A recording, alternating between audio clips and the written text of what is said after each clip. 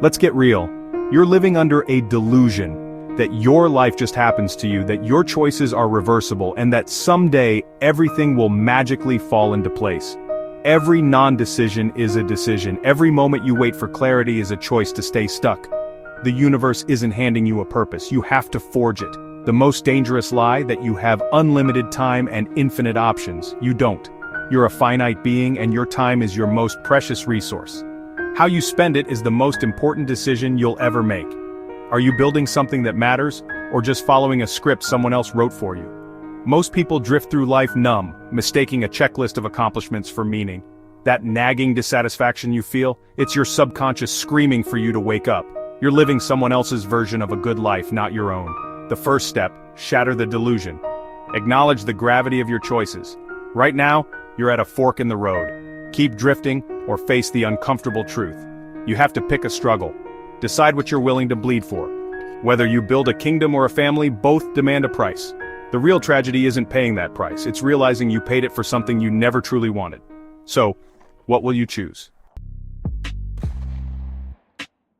You feel stuck because you are stuck. You keep repeating the same patterns, hoping for different results. You binge self-help, set resolutions, but nothing changes. Why? You're obsessed with outcomes, not the process. You want the reward without the struggle. Life doesn't work that way. Your relationship with failure is broken. You see it as a verdict on your worth, not as feedback. Failure isn't your identity, it's data. It's the world saying, try something else. The people who succeed aren't the ones who never fail. They're the ones who fail, learn, and keep moving. You're also afraid to be a beginner. You want to skip the awkward, messy learning phase. So you dabble, quit when it gets hard, and tell yourself it wasn't for you. Real progress comes from being willing to look like an idiot and keep going. To break the cycle, change your mindset. Stop chasing success, start loving the process. Reframe failure as feedback. Give yourself permission to be a novice. The only way out is through. Be willing to suck, to fail, to be embarrassed, and keep showing up. The freedom you want isn't on the other side of success, it's in the resilience you build by getting up again and again. Stop measuring yourself by outcomes. Measure yourself by your willingness to persist. That's how you get unstuck.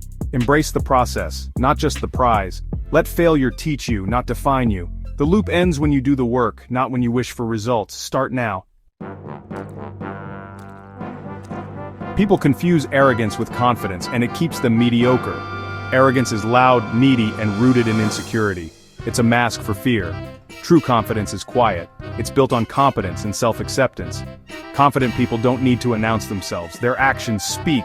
They admit flaws, handle criticism, and celebrate others' success. Fear of being seen as arrogant makes you play small. You downplay your strengths to avoid judgment. Stop worrying about perception. Focus on building real confidence. Earn it by doing hard things, facing fears, and surviving failure. Confidence is the byproduct of competence. Stop trying to look confident. Do the work that makes you feel confident. The world needs more genuine self-assurance, not more insecure posturing. Build confidence by earning it, not faking it. You've been sold the lie of the grind, hustle, no days off, exhaustion as a badge of honor, but the world doesn't care how busy you are. It cares about results. Grinding without value is just spinning your wheels. Busyness is often procrastination. It feels productive but avoids real risk. The real work is scary. It means making bold, uncertain decisions. True ambition is about working smarter, not harder. One high-stakes decision beats 10 hours of busy work. Measure your worth by impact, not hours. Say no to distractions so you can say yes to what matters. Ditch the cult of busy. Focus on what you're actually building. A single brilliant move beats a lifetime of pointless motion. In a world that wants you to fit in, the most rebellious act is to be shamelessly authentic. This isn't about being an asshole. It's about knowing your values and refusing to apologize for them. Most people hide their quirks and bend their principles for acceptance. Being shameless means freeing yourself from the tyranny of others' opinions. Their judgments reflect their insecurities, not your worth. Once you internalize this, you're free to express your true self. Becoming shameless requires deep self-awareness, knowing what you believe, not just what you were taught.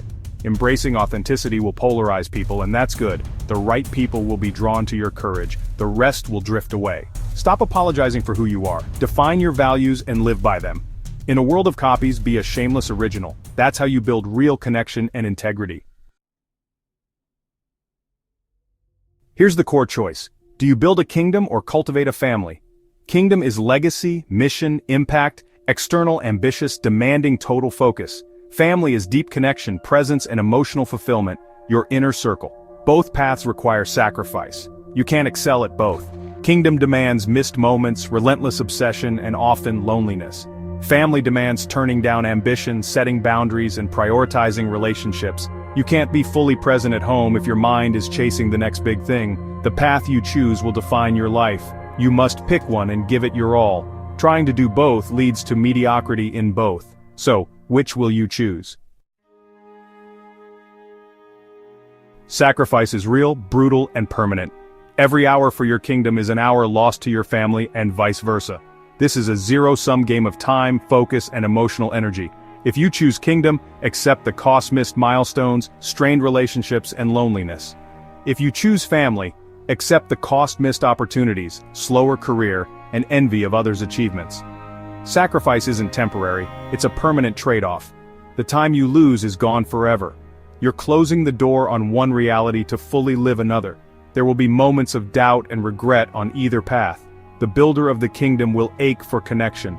The cultivator of family will wonder about lost glory. The key is to choose consciously, know what you're sacrificing, and own it. Don't pretend you can have both. Make your choice and live it fully. Society sells the have-it-all myth. You can be a titan at work and a perfect parent, all with balance and ease. It's a fantasy. Believing it sets you up for failure, guilt, and burnout. When you can't do it all, you blame yourself, not the myth. The result? You do a half-assed job at everything and excel at nothing. Excellence in any area requires radical imbalance. World-class achievers and deeply connected families both make conscious trade-offs. You must kill the have-it-all myth in your mind. You can't be a business god and the ever-present parent. Life is a series of trade-offs. Greatness in one domain comes at the expense of others. Your task isn't balance, it's choosing your imbalance. Decide where you want to be exceptional and accept being good enough elsewhere. That's the only way to live with purpose. In the end, you have to choose. What matters most, kingdom or family? The worst thing you can do is refuse to choose. Trying to have both guarantees mediocrity. Making this choice is uncomfortable. You're mourning the path you don't take.